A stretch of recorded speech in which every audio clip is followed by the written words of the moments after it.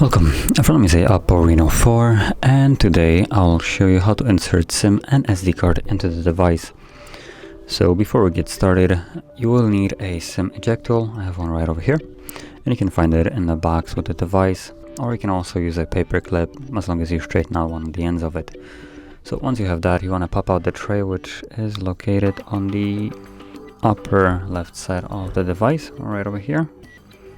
So once you push it in, you'll see that the tray pops out, and when you take it out, you have space for 2 different SIM cards and 1 SD card.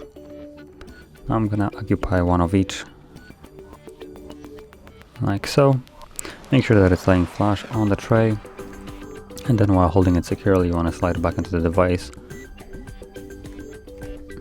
And you'll see that there should be a pin for the SIM card popping up right about now. There we go.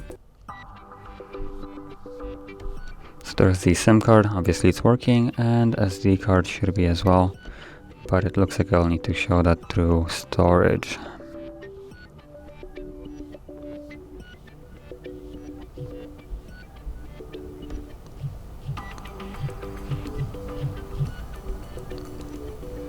And there's the SD card.